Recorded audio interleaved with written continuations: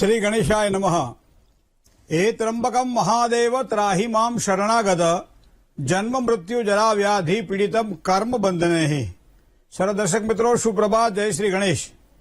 વી ટીવીની આ વિશેષ રજૂઆત ભવિષ્ય દર્શન કાર્યક્રમ। મિત્રો, ભવિષ્ય દર્શન કાર્યક્રમ એટલે જ્ઞાન, આધ્યાત્મિકતા અને જ્યોતિષનો આ ત્રિવેણી સંગમ। દિન વિશેષની અંદર ખાસ એક નવી વાત મારે આપને કરવી છે, જેનાથી સમૃદ્ધિનો વધારો થાય, જેનાથી સંતાનોની વિદ્યા પ્રાપ્તિમાં આવતા અવરોધો દૂર થાય, પારિવારિક પ્રીતિ વધે અને કર્મક્ષેત્રમાં ઉન્નતિ થાય, સાથે સાથે સારું સ્વાસ્થ્ય પણ મળે, એની વાત કરવી છે। દિન વિશેષની અંદર શું એવું કયું છે કે જે આપણને ખૂબ સારો લાભ કરાવડાવે। 12 રાશિના જાતકોનો કેવો રહેશે આજનો દિવસ, શું કરવાથી લાભ થાય, શું કરે તો નુકસાન, કયા મંત્રનો જાપ છે, એનું દાન કરવું જેના કારણે વધારે સારી સફળતા મળે, એ વિશેષ સાથે સાથે આપણી જન્મ તારીખ, આપણી મેરેજ એનિવર્સરી જેની છે એના માટે પણ આગામી વર્ષ કેવું રહેશે એની વાત આપણે કરીશું। તો બધી જ વસ્તુઓ આપણે ભવિષ્ય દર્શન કાર્યક્રમના ત્રિવેણી સંગમમાં લેવાના છીએ। શરૂઆત કરીએ પંચાંગથી। તદૈવ લગ્નમ સુદિનમ તદૈવ તારા બલમ ચંદ્ર બલમ તદૈવ વિદ્યા બલમ દેવ બલમ તદૈવ લક્ષ્મીપતે તે દ્રિયુગમ સ્મરામી। આજે 9/6/2025 અને વાર છે સોમવાર, એમાં જેઠ મહિનાના શુક્લ પક્ષની ત્રયોદશી એટલે આજે 13 છે। સવારમાં 13 ચાલે છે 9:35 સુધી, ત્યારબાદ ચતુર્દશી કદાચ 14ની શરૂઆત થશે। વિશાખા નામનું નક્ષત્ર અને શિવ નામનો યોગ છે। હવે શિવ યોગ ચાલે છે બપોરે 1:07 સુધી અને ત્યારબાદ સિદ્ધ યોગની શરૂઆત થશે। તૈતિલ કરણ છે જે સવારમાં 9:32 સુધી ચાલે છે, ત્યારબાદ ઘર કરણની શરૂઆત થશે। રાશિનો ચંદ્રમા ચાલી રહ્યો છે અત્યારે તુલા રાશિનો, જેના અક્ષર છે ર અને ધ, જે 8:49 પૂરું થાય, ત્યારબાદ વૃશ્ચિક રાશિ એટલે અત્યારે જે ચાલી રહી છે તે રાશિ વૃશ્ચિક છે, જેના અક્ષર છે ન અને ય। તો આ પ્રમાણે છે આજનો પંચાંગ। જય ગણેશ। હવે મિત્રો વાત કરીએ આપણે દિન વિશેષની। ભાગ્યમ ફલતી સર્વત્ર નવધ્યાન ચ પૌરુષમ। ઘણી વખત મારા ભાગ્યનું મને પ્રાપ્ત થાય છે અને એના માટે મારે પુરુષાર્થ કરવો પડે છે।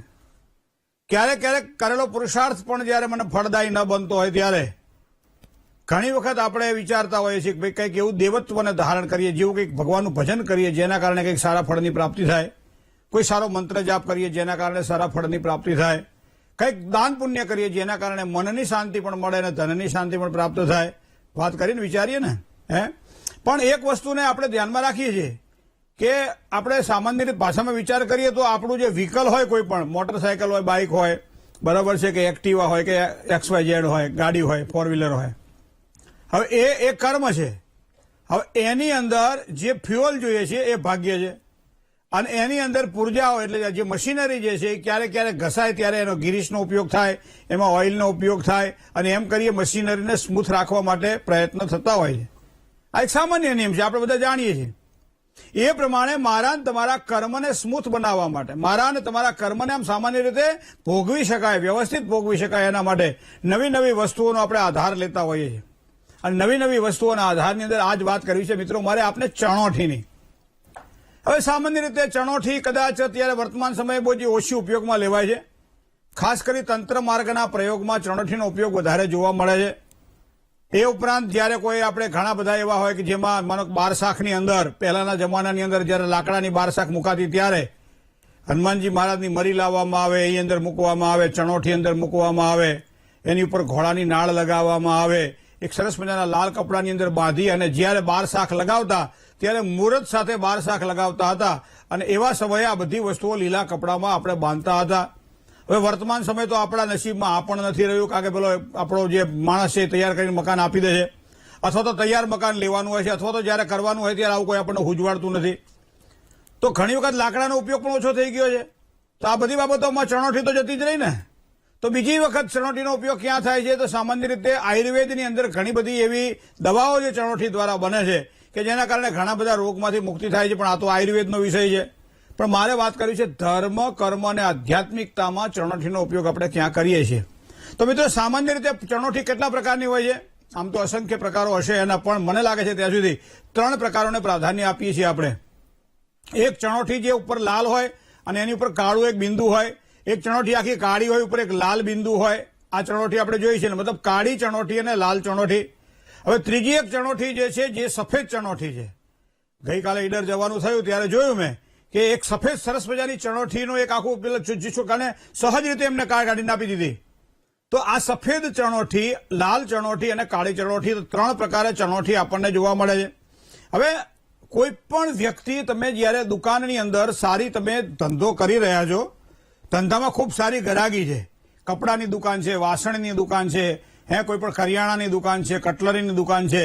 હવે આવા સમયે તમે ધંધો તો કરી રહ્યા છો, ઘણી વખત એવું લાગે કે 11, 11:30, 12, 12:30 વાગ્યા સુધી માણસો ખૂબ આવતા હોય અને સારી ગરાગી જામી હોય, પણ ખબર નહીં 1-1:30 વાગે અમુક વ્યક્તિ આવી જાય અને પછી ત્યાંથી નીકળી જાય અને પછી જાણે પનોતી બેહી ગઈ હોય ને એમ પછી એક ગ્રાહક હાજ સુધી કોઈ ના આવે.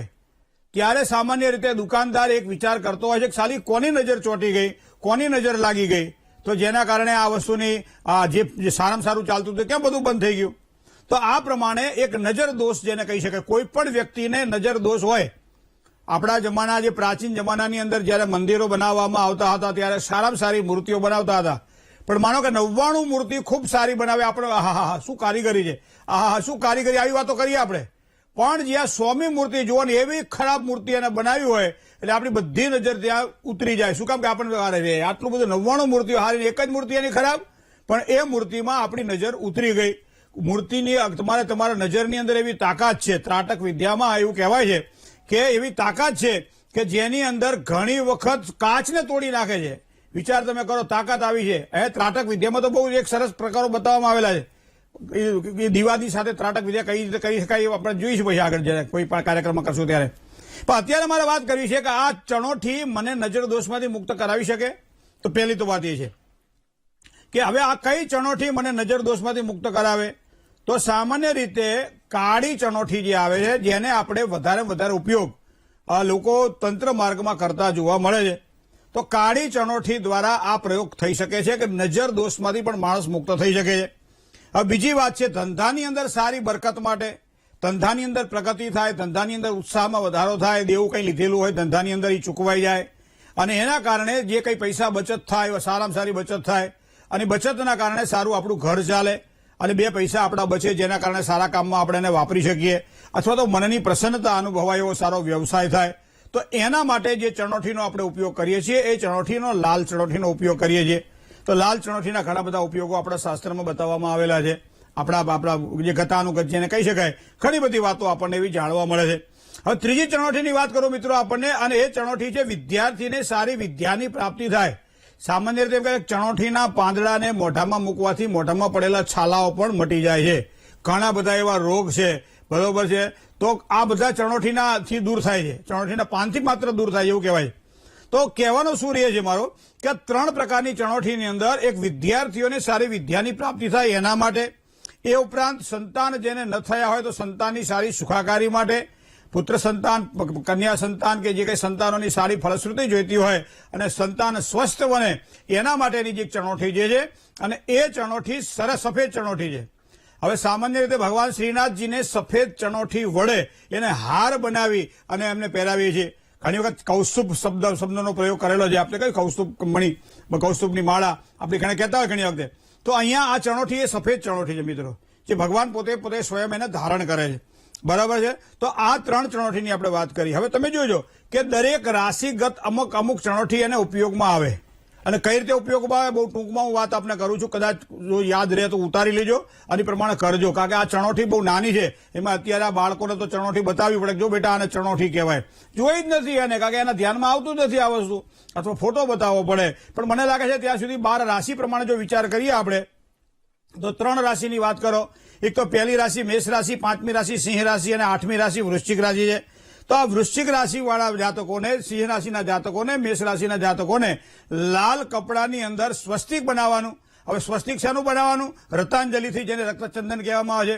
રક્તચંદનની અંદર સરસ મજાનું સ્વસ્તિક બનાવવામાં આવે, નીચેના ભાગમાં 5 ચાંદલા કરવામાં આવે અને ત્યારબાદ સરસ મજાનું તિલક સ્વસ્તિક બનાવી અને જે કહે લાલ ચણોઠી, એ 7 લાલ ચણોઠી મૂકવાની અંદર આવે, 7 ગોમતી ચક્ર મૂકવામાં આવે અને ઘરની અંદર જ્યાં તમારો ઈશાન ખૂણો હોય અથવા પૂર્વ દિશા હોય ત્યાં પોટલી તમે લટકાવી દો તો ઘરમાં રહેલા કોઈ પણ પ્રકારના દોષ, કોઈ પણ વ્યક્તિ આવે તો એને દોષ ના લાગે. હા, શું સારું મકાન બનાવ્યું છે, શું સારું રસોડું બનાવ્યું છે, ખૂબ ખર્ચો કર્યો લાગે છે, એમ કઈ જો નજર લાગી જાય અને નજર ન લાગે એના માટે આ પ્રમાણે જો મેષ, સિંહ અને ધન રાશિવાળા માણસો પ્રયત્ન કરે, મેષ અને વૃશ્ચિક રાશિવાળા પ્રયત્ન કરે તેને સારી સફળતાની પ્રાપ્તિ થાય.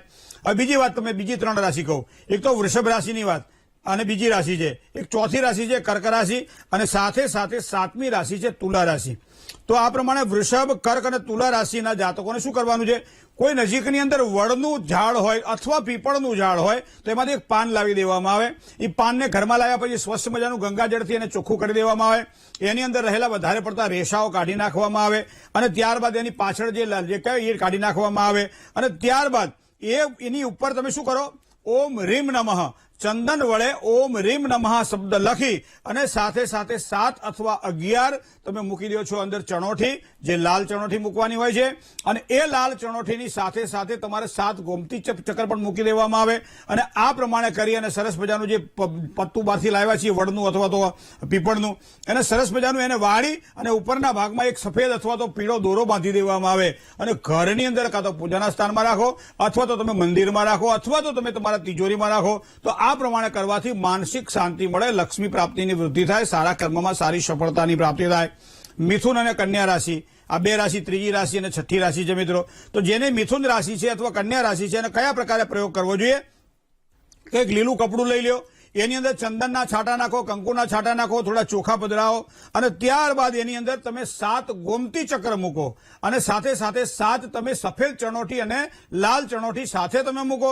તો આ પ્રમાણે કરવાથી સારા ફળની પ્રાપ્તિ થાય. બીજી તમને કહું, કદાચ ચણોઠી તમારી પાસે જે હોય ને એને ગાયનું ઘી લો થોડું અને એને સરસ મજાનું એ ચણોઠીને એની અંદર પલાળી દો, મિશ્ર કરી દો અને એ ચણોઠી તમે જો અંદર મૂકો તો સારામાં સારા પરિણામની પ્રાપ્તિ થાય. સાથે સાથે 7 દાણા, 11 દાણા, 21 દાણા, 25 દાણા આખા મગના લઈ લો અને એ લીલા કપડાની અંદર આ મગને બાંધી અને સરસ મજાની પોટલી વાળી અને જો તિજોરીમાં મૂકી દો તો એમ કહેવાય છે કે જ્યાં માનસિક શાંતિ પણ મળે, તમારી વાણીમાં સારી વૃદ્ધિ પણ થાય, ક્રોધ જેને આવતો હોય, ચંચળતા, માનસિક અશાંતિ રહેતી હોય એવા વ્યક્તિઓ પણ આ પ્રયોગ કરે. ખાસ કરી મિથુન અને કન્યા રાશિવાળા તો કરે, પણ આવા વ્યક્તિઓ પણ જો આ પ્રયોગ કરે તો એને સારામાં સારા ફળની પ્રાપ્તિ થાય તેવા ગુણધર્મ એની અંદર છે. ધન રાશિ અને મીન રાશિ આ બંને ગુરુની રાશિ છે. ધન રાશિ એટલે 9મી રાશિ છે, મીન રાશિ એટલે 12મી રાશિ છે. તો આ લોકોને શું કરવાનું છે કે કેસર ચંદન મિશ્ર, કેસર અને ચંદનને તમે મિક્સ કરી નાખો. ત્યારબાદ કોઈ પણ સફેદ કપડું તમે લઈ લો. હવે એની અંદર 27 સામાન્ય રીતે ચણોઠી જે હોય ને એ ચણોઠીને વચમાં પરોવી અને 27 ચણોઠીની આખી પીળા દોરાની અંદર સરસ મજાનું તમે હાર ટાઈપનું બનાવી દો. એક સરસ મજાનો એક માળા બની જશે. તો 27 આ પ્રમાણે સફેદ ચણોઠીની સરસ મજાની એક માળા બનાવી દેવામાં આવે અને ઘરની અંદર જો ભગવાન રામની પૂજા કરતા હોય તો રામની, કૃષ્ણની પૂજા કરતા હોય તો કૃષ્ણની, નારાયણની ઉપાસના કરતા હોય તો નારાયણની, કોઈ પણ પ્રકારે આ ભગવાનની ઉપાસના જે કરતા હોય એની આપણી પાસે કદાચ ફોટો હોય અથવા મૂર્તિ હોય તો એને આ કેસર ચંદન મિશ્રિત જે આ બનાવેલી જે માળા છે એ ભગવાનને ગળામાં પહેરાવી દેવામાં આવે, ખાસ કરી ગુરુવારના દિવસે. અને આ પ્રમાણે જો દરરોજ એનું નિત્ય દર્શન કરવામાં આવે તો પ્રભુ નંદ કુમારો મેં સ્વામીની વૃષભાનુજા કૃતાર્થોહમ કૃતાર્થોહમ કૃતાર્થોહમ ન સંશય અથવા જે કંઈ મંત્ર આવડે, ઓમ નમો ભગવતે વાસુદેવાય, કૃષ્ણાય વાસુદેવાય, હરે પરમાત્મને પ્રણત ક્લેશનાશાય, ગોવિંદાય, જે કંઈ મંત્ર આવડે તે મંત્રનો જાપ કરવો જોઈએ. એનાથી લક્ષ્મી પણ વધશે, મન પણ પ્રસન્ન રહેશે અને કાર્યમાં કોઈ પણ પ્રકારના અવરોધો, ચાહે દીકરાના વ્યભિચારની વાત હોય, અભ્યાસમાં સંતાનોની પ્રગતિ ન થતી હોય, વારંવાર સંકટ, ધન સમસ્યાઓનું રહેતું હોય, આ બધી બાબતોની અંદર સારા ફળની પ્રાપ્તિ થાય. હવે 2 રાશિ છેલ્લીની વાત કરીએ તો મકર રાશિ અને કુંભ રાશિ. તો મકર રાશિ જેની અક્ષર ખ ને જ છે, કુંભ રાશિ જેના અક્ષર ગ ને જ છે. આ 10મી અને 11મી રાશિ છે મિત્રો, શનિની રાશિ છે. તો આ લોકોએ શું કરવાનું છે? ઘરની અંદર કોઈ પણ નારિયેળની કાચલી જે હોય, સૂકું નાળિયેર જે હોય, અંદરથી આપણે ગલ કાઢી લીધો નાળિયેરની અંદરથી આપણે, બરાબર, અને એ પછી જે કાચલી સામાન્ય રીતે આપણે જે કહીએ કાચલી આપણી અંદર હોય, કાચલીની અંદર તમે અડદનો લોટ, એ અડદના લોટ તો એ કાચલી અંદર માં એટલો અડદનો લોટ તમે લેવાનો અને એની સાથે સાથે કાળી ચણોઠી શુક્રવારના દિવસે સાંજના સમયે કાચલીની અંદર અડદનો લોટ ભરો અને અડદના લોટની સાથે સાથે ચણોઠી મૂકી દો અને કાળી ચણોઠી મૂકો અને ત્યારબાદ તમે એને ઢાંકી દો અને તમારા ઘરના નૈઋત્ય ખૂણામાં અથવા પશ્ચિમ ખૂણામાં શુક્રવારના દિવસે સાંજે તમે મૂકી દો. શુક્રવારે તમે સાંજે તમે મૂકી દો અને નૈઋત્ય ખૂણામાં મૂકી શકાય અથવા તો પશ્ચિમ ખૂણામાં મૂકી શકાય અને ત્યાં તમે સરસિયાના તેલનો દીવો કરી અને રાત્રિ દરમિયાન જો દીવો ચાલી શકે તો ઠીક છે, બાકી 2-4 કલાક કે 6 કલાક જે કંઈ ચાલે એ પ્રમાણે દીવો રાખો. મંત્ર કંઈ બોલવાની જરૂર નથી. હનુમાન ચાલીસાનો પાઠ કરી શકાય છે, શનિ સ્તોત્રનો પાઠ કરી શકાય છે. તો આ પ્રમાણે પાઠ કર્યા પછી આખી રાત્રિ દરમિયાન ત્યાં તમે એને મૂકી રાખો છો. સવારમાં જ્યારે તમે ઉઠો ત્યારે નજીકમાં જ્યાંથી તમે જ્યાંથી આપણે પીપળો હોય અથવા તો કંઈ એવું ઝાડ હોય એની ઝાડની નીચેના ભાગમાં મૂકી આવવાનું અને પાછું ઘરે આવી જવાનું. તો દર શુક્રવારે રાત્રે કરેલો આ પ્રયોગ શનિવારે સવારમાં એ પ્રમાણે પધરાવી દેવાનું અને આ પ્રમાણે કરવાથી સારા ફળની પ્રાપ્તિ થાય. તો મિત્રો છે ને બધી સારી સારી વાત હોય, આકસ્મિક ધનલાભની વાત હોય, માનસિક પ્રસન્નતાની વાત હોય, ધન ધાન્ય સમૃદ્ધિની વાત હોય, સંતાનોની સુખાકારીની વાત હોય, સ્વાસ્થ્યની વાત હોય, પૈસાની વાત હોય, બધી વાતમાં ચરણોઠી ખૂબ જ સારા પરિણામો આપે છે. જય ગણેશ.